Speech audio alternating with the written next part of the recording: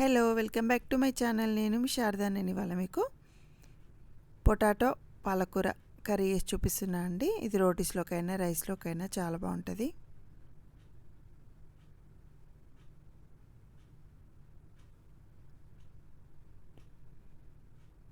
దీనికోసం ముందుగా ప్యాన్ పెట్టేసుకొని ఆయిల్ వేసుకోవాలి. ఆయిల్ వేడిన తర్వాత ఆవాలు, జీలకర్ర, ఉల్లిపాయ అయితే ఒక పెద్ద సైజు తీసేసుకొని వేసేసుకున్నా అండి. చిన్నవి అయితే 2 వేసేసుకోండి.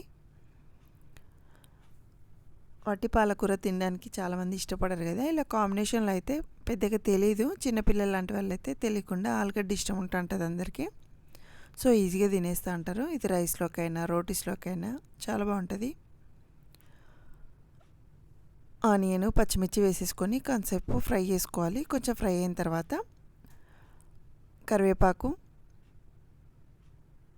కొంచెం అల్లం వెల్లుల్లి పేస్ట్ కూడా వేసుకోండి ఉంటే. నా దగ్గరనైతే ప్రజెంట్ లేకుండే నేను పౌడర్ వేసుకున్నా.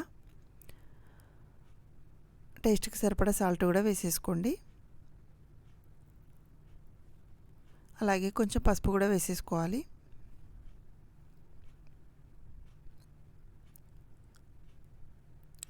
ఆలుగడ్డ కూడా మనం ఫ్రై చేసుకుంటే ఎలా కట్ చేసుకుంటామో అలా కొంచెం మీడియంగా కట్ చేసి పెట్టేసుకోవాలి. నేను ఒక 3 తీసుకున్నా అండి పెద్దవి.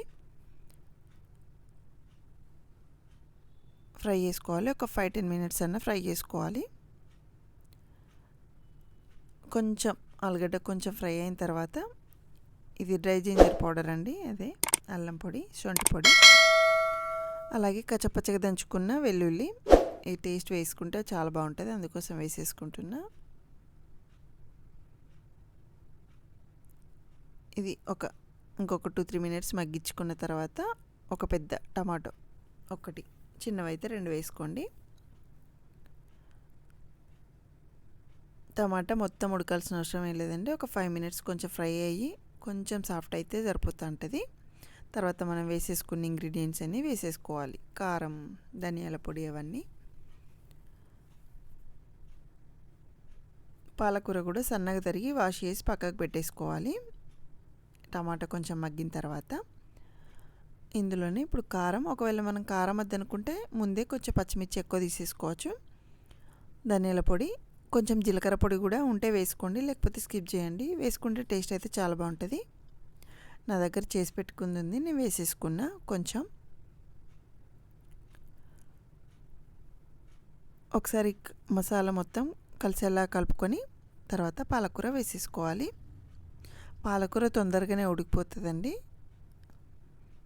కొంచెం సన్నగా తరుక్కుంటే సరిపోతుంది. నేనైతే ఒక 2 కట్టల వరకు తీసుకున్నా.